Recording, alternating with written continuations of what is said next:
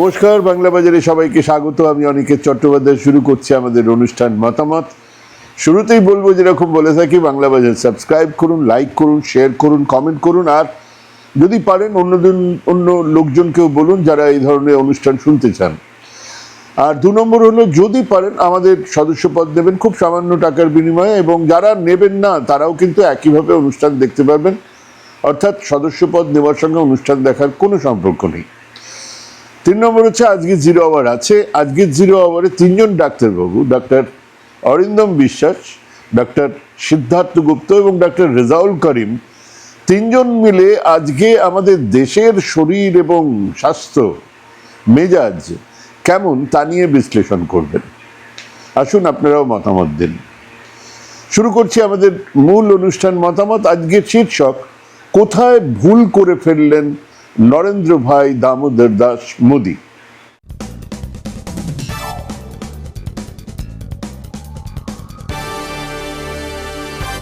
শাসকেরই এক পুরনো অভ্যেস, পৃথিবীর সমস্ত শাসকের টন ওভার কনফিডেন্স ধীরে ধীরে তাদেরকে গ্রাস করে। এক অত্যন্ত সংবেদনশীল পটভূমি থেকে মানুষের সমর্থন নিয়ে ক্ষমতায় আসা শাসকেরা বুঝতেই পারেন না কখন তাদের নাড়ির টান কেটে গেছে, কখন তারা বিচ্ছিন্ন হয়ে গেছেন জনগণের চিন্তা চেতনার থেকে, তাদের দৈনন্দিন জীবন থেকে। না বুঝতে পারেন না, আর যখন বোঝেন তখন দেরি হয়ে যায়, অনেক দেরি। সেই ক্ষয় রোধ করা তখন আর সম্ভব হয়ে ওঠে না। একদিকে এক চড়া দাগের হিন্দুত্ব, অন্যদিকে চটজলদি বিকাশের কথা বলে এক মডেলকে তুলে ধরা হয়েছিল সেই 2011 থেকে। তখন ইউপি এর সময় বলা হচ্ছিল গুজরাট মডেল, ভাইব্রেন্ট গুজরাট। স্বাভাবিকভাবে সামনের মুখ ছিলেন বিকাশ পুরুষ নরেন্দ্র ভাই দামোদর দাস মোদী। মাথায় রাখুন, তার অনেক আগেই রাম জন্মভূমি আন্দোলন শুরু হয়েছে, রামরথ যাত্রা হয়েছে, বাবরি মসজিদ ভাঙা হয়েছে, গুজরাটের দাঙ্গা হয়েছে। নরেন্দ্র মোদী হয়ে উঠেছেন আদবানির পরে কড়া হিন্দুত্বের মুখ, যাকে রাজধর্ম পালনের নির্দেশ দিয়েছিলেন অটল বিহারী বাজপেয়ী।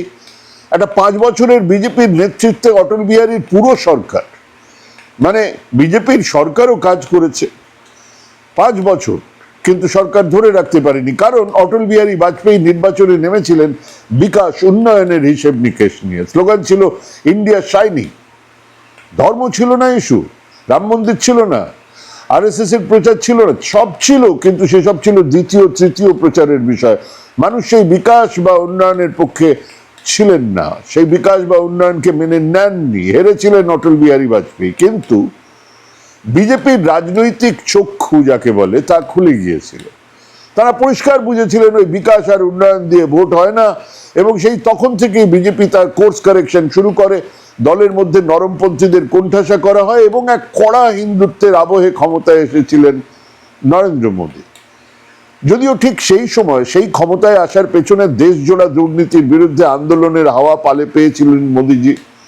না খাউঙ্গা না খানে দুঙ্গা, গুঙ্গা পিএম, গদ্দি ছোড়ো, কালা ধন ওয়াপস লাও, নারী সুরক্ষা থেকে টাকার অবমূল্যায়নের মতন হাজার একটা ইস্যুও একেবারে প্রথম সারিতে ছিল, যা মানুষকে এক সরকার পরিবর্তনের দিকে নিয়ে গিয়েছিল। না, তখন কেউ বলেনি ডিপ স্টেট। এখন ডুগডুগি বাজিয়ে লোক জড়ো করে এমন মানুষ অনায়াসে এই ছাত্র বিক্ষোভের পেছনে ডিপ স্টেট খুঁজে পাচ্ছেন। আর এই বাংলার ঘটে যাওয়া পরিবর্তনের ক্ষীর দুধের লাগিয়া ব্যাকুল সেই সমস্ত বিলকুল জাহিল আকাট মূর্খরাও কথায় কথায় ডিপ স্টেট আছে এর পেছনে বলে মন্তব্য করছেন। ধারণাই নেই ডিপ স্টেট কাকে বলে, সেই ডিপ স্টেট কিভাবে কাজ করে। সেদিন সেই 2014 আগে এই ডিপ স্টেট প্রশ্নই ওঠেনি। যদিও সেদিন অন্তত গোটা 5 সংগঠন এদেশে বসে নয়, বিদেশের মাটিতে বসে ফান্ডিং থেকে ন্যারেটিভ, তথ্য থেকে তথ্য সাজানোর কাজ করেছিলেন, কাজে ব্যস্ত ছিলেন। সে যাই হোক, সে ডিপ স্টেট ফাংশনিং নিয়ে আরেকদিন কথা বলা হবে। সেই যে নরেন্দ্র মোদী ক্ষমতায় এলেন, সেই থেকে তিনি দেশকে কি দিয়েছেন। এক সমৃদ্ধ ভারতের কথা বলেছিলেন সেদিন, সবকা সাথ সবকা বিকাশ।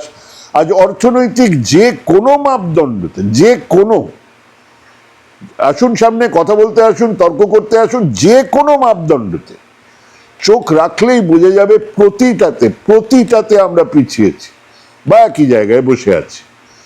কি দিয়ে একটা দেশ এগোবে, বুঝবো কি করে? যে কেউ জানে ন্যূনতম আহার আর শিক্ষা হলো সেই দুটো জায়গা যেখানে রাষ্ট্রের নজর থাকলে একটা দেশ এগোতে পারে।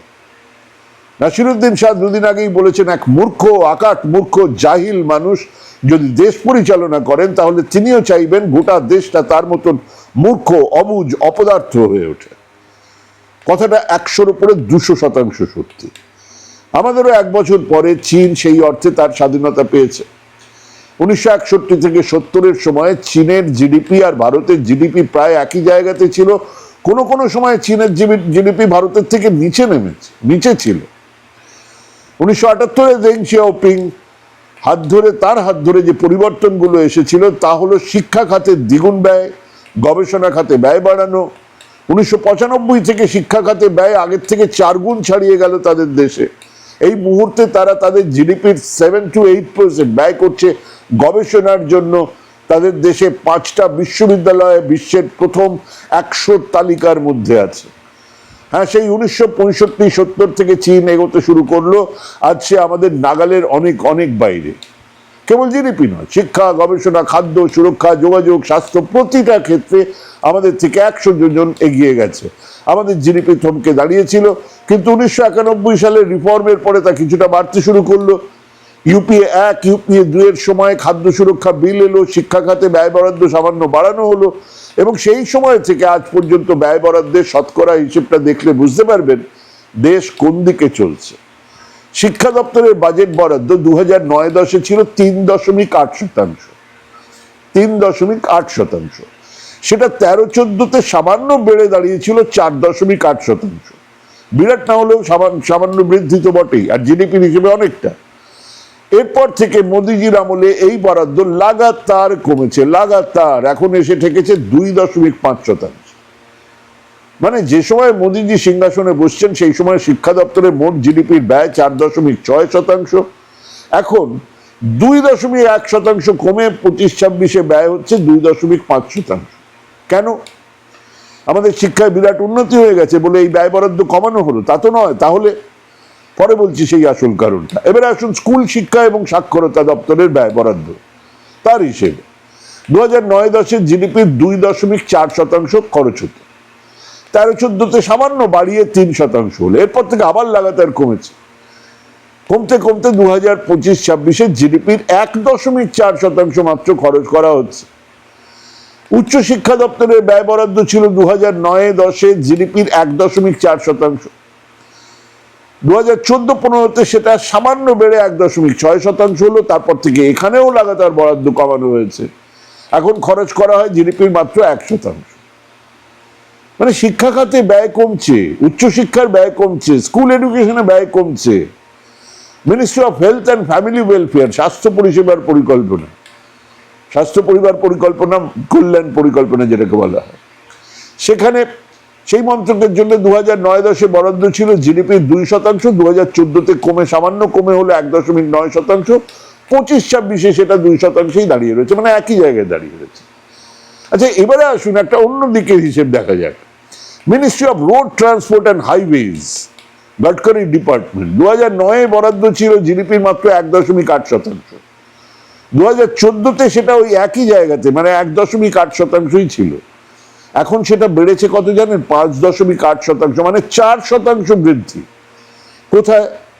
ট্রান্সপোর্ট অ্যান্ড রোডওয়েজে। সড়ক মন্ত্রকের বরাদ্দ 3 গুণ বেড়ে গেল। ওদিকে গবেষণা খাতে আমাদের ব্যয় যে দেশের জিডিপির 0.64%, 1%। আচ্ছা, সড়ক পরিবহনে বরাদ্দ 3 গুণ বাড়লো। প্রাথমিক স্কুল শিক্ষা, উচ্চশিক্ষা, পরিবার কল্যাণ, এখানে বাড়লো না কেন? স্বাস্থ্য খাতে বাড়ছে না কেন? কারণ এখানে সেই জায়গাটা নিচ্ছে বেসরকারি সংস্থা। বিরাট ব্যবসা, বিরাট মুনাফা। সেখানে শিক্ষা বা স্বাস্থ্য হয়ে উঠছে পণ্য, মুনাফার বাজার। বড়লোক ধনীদের শিক্ষা, স্বাস্থ্যের ব্যবস্থা। আর সড়কের ব্যয় বরাদ্দ বাড়া মানে টেন্ডার। দেশের মানুষের টাকায় বিরাট বিরাট রাস্তা, ব্রিজ তৈরি হবে। সেই টেন্ডার কারা পাবে? রাস্তায় যান, দেখে নিন, লারসেন টুব্রো, আদানি কনস্ট্রাকশন, তাদের জামা পরে কাজ করছেন লোকজন। মানে পাবলিকের টাকা তাদের ঘরে যাচ্ছে। আর শিক্ষায় সেটা সম্ভব নয়, কাজেই সেখানে বরাদ্দ কমে যাচ্ছে, বাড়ছে বেসরকারি বরাদ্দ। গরিব কিছু মানুষজনের বাচ্চারা পড়বে সরকারি স্কুলে, সরকারি বিশ্ববিদ্যালয়ে, কাজেই ব্যয় বরাদ্দ কমাও। বড় লোকের বাচ্চারা পড়বে বেসরকারি বিদ্যালয়ে, সেখানে ফান্ডিং এর প্রশ্নই নেই। মানে এই মোদী সরকারের ফোকাসটা একেবারে পরিষ্কার। এবং এর সঙ্গে যোগ হয়েছে নিচু থেকে উচ্চশিক্ষার এক নগ্ন গেরুয়াকরণ, যার ফলে গোবর গোমূত্র দিয়ে ক্যান্সার সারানো যায় কিনা তা নিয়ে গবেষণা হচ্ছে। এবার আমাদের এই কলকাতার সাধের IIM, Indian institute of management, Indian school of management, সেখানে কি পশ্চিমবঙ্গের নির্বাচনে বিজেপির জয়কে একটা কেস স্টাডি ধরে নিয়ে গবেষণা শুরু করেছে। ইতিমধ্যেই তারা বিজেপির রাজ্য সভাপতি, বিজেপির নেতা ইত্যাদির সঙ্গে কথা বলেছেন। এবারে অমিত শাহ আর মুখ্যমন্ত্রীর সঙ্গে কথা বলবেন না। এখনো এই তালিকাতে বিরোধী দলের কোনো নেতা নেত্রী ইত্যাদিদের নাম আমরা পাইনি। কেন পাইনি? কেন এই গবেষণা? কারণ এই যে জয়, তা এক টিম ওয়ার্ক, এক পরিকল্পনা, এক সংগঠনের ফল। সেই হিসেবগুলো জানলে তা অন্য ক্ষেত্রে প্রয়োগ করা যাবে বলে তারা মনে করছেন। নাম না জানিয়ে এক অধ্যাপক বললেন, এইরকম ভাবে প্রতিটা উচ্চশিক্ষা প্রতিষ্ঠানগুলোতে আসলে এক অরাজকতা চলছে। কোথাও বলা হচ্ছে জ্যোতিষশাস্ত্রে MSc করানো হবে, মাস্টার অফ সায়েন্স জ্যোতিষশাস্ত্র। কোথাও বলা হচ্ছে ওম শব্দ আমাদের কুলকুণ্ডলিকে জাগিয়ে তোলে, তার গবেষণা প্রয়োজন। এসব চলছে। ডাক্তাররা গিয়ে স্টেথোস্কোপ দিয়ে দেবমূর্তির হৃদস্পন্দন অনুভব করার চেষ্টা করছেন, আমরা দেখছি। একেবারে প্রাথমিক শিক্ষা থেকে উচ্চতম শিক্ষা এই সরকারের কাছে প্রয়োজনীয় কোনো বিষয়ই নয়। আর ঠিক সেটাই নরেন্দ্র মোদীর বিভিন্ন বিষয়ে তার বক্তব্য শুনলে বুঝতে পারবেন। গত 12 বছরে 150-র বেশি পেপার লিক হয়েছে। গত 4 বছরে 59টা গুরুত্বপূর্ণ পরীক্ষার প্রশ্নপত্র লিক হয়েছে। এই 12 বছরের প্রধানমন্ত্রী এই পেপার লিক নিয়ে একটা কথাও বলেছেন, একটা কথা। গতকাল বলেছেন, কেন বলেছেন জানি আমরা, কেন বলেছেন। গতকাল বলেছেন এটা মহাপাপ, কিন্তু এই মহাপাপ নিয়ে গত 12 বছরে তিনি একটা কথাও বলেন। ছাত্ররা কি চাইছে? ধর্মেন্দ্র প্রধান, যিনি আমাদের শিক্ষামন্ত্রী, তার পদত্যাগ। তাতে এক স্বচ্ছ সরকার, মানুষের কাছে দায়বদ্ধ এক সরকারের আপত্তিটা ঠিক কোথায়? সেই শিক্ষামন্ত্রীর কন্যা আমেরিকাতে পড়াশুনো করেন, বিদেশমন্ত্রী জয়শঙ্করের 2 পুত্র বিদেশে সেটেল পড়াশুনো করেন। এরকম মন্ত্রিসভার অনেকের, বিজেপি নেতাদের, বড় বড় নেতাদের সন্তান, কন্যা, পুত্ররা বিদেশে পড়ে, এদেশে পড়েনি না। ছাত্ররা বলছেন এই মানুষজনদের কাছ থেকে আমরা সংবেদনশীলতা, বিচার আশাই করি না, কাজেই তারা পদত্যাগ করুন। ধর্মেন্দ্র প্রধান পদত্যাগ করুন, এটা অন্তত প্রতীকী পদত্যাগ হোক, কিন্তু করছেন না। উল্টে শিক্ষামন্ত্রী এই আন্দোলনের পেছনে ডিপ স্টেট আর এক ষড়যন্ত্রের কথা বলছেন। মিডিয়াও সেই কথাগুলো বলছে, কিন্তু এবারে হিসেবগুলো অনেকগুলো গোলমেল হচ্ছে। ধরুন NRC মুভমেন্ট চিহ্নিত করা গিয়েছিল সব অ্যান্টি ন্যাশনালদের, ওরা তো সংখ্যালঘু, মুসলমান, টেররিস্ট, ঘুষপেটিয়া, পাকিস্তানে চলে যাও ইত্যাদি ইত্যাদি। কৃষি আন্দোলন হচ্ছে ওই তো সব খালিস্তানি, পাগড়ি পরা, খালি পাগড়ি পড়লেই খালিস্তানি, চিহ্নিত করা গেছিল। এবারে এই ছাত্ররা হাতে সংবিধান, হাতে আম্বেদকর, ভগৎ সিং এর ছবি, এদেরকে ঠিক কি বলে স্ট্যাম্প করা হবে সেটাই ঠিক করা যাচ্ছে না। ডিপ স্টেট ইত্যাদি বলে যে প্রচার, তার তলার সারিতে গিয়ে দাঁড়াচ্ছে না। ডিপ স্টেট বিষয়টা খায় না, মাথায় দেয়, মানুষকে বোঝানো যাচ্ছে না। এই ছাত্ররা সবাই যে ওই ককরোচ জনতা পার্টি তাও নয়, বিভিন্ন সেগমেন্ট থেকে এসেছেন। 2 নম্বর সমস্যা হলো খুব তাড়াতাড়ি ওই ধর্মেন্দ্র প্রধানের পদত্যাগ থেকে মোদিজির পদত্যাগে নেমে এসেছে বিষয়টা। ছাত্রদের সম্মিলিত স্লোগানে একেবারে নাম করে স্লোগান দেওয়া হচ্ছে।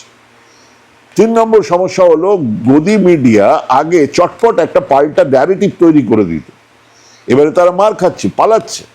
গদি মিডিয়ার পরিচিত অ্যাঙ্কাররা যন্তর মন্তর তল্লাটেই নেই, এবং আন্দোলন কেবল দিল্লির যন্তর মন্তরে থেমে নেই, তা ছড়াচ্ছে দেশের সর্বত্র। গতকাল পাটনায় আমরা দেখেছি ধুন্ধুমার কাণ্ড, আজ মুম্বাই। কাজেই বিরোধী দলগুলো প্রথম দিকের আড়ষ্টতা ভেঙেই আন্দোলনের সঙ্গে দাঁড়াচ্ছে।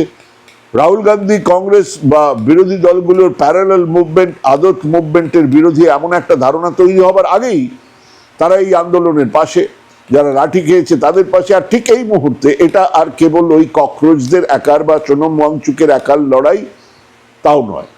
এখন লড়াই চলছে নিজের গতিতে। বিরোধীরা, বাকিরা কেবল সেই পথে চলবেন, চলতে হবে তাদের।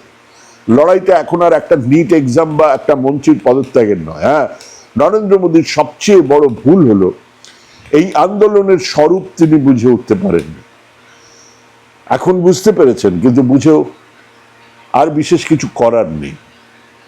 ভাবুন, ভাবতে থাকুন, ভাবা প্র্যাকটিস করুন। ভালো থাকুন, সুস্থ থাকুন। আজকে এখানে শেষ করছি।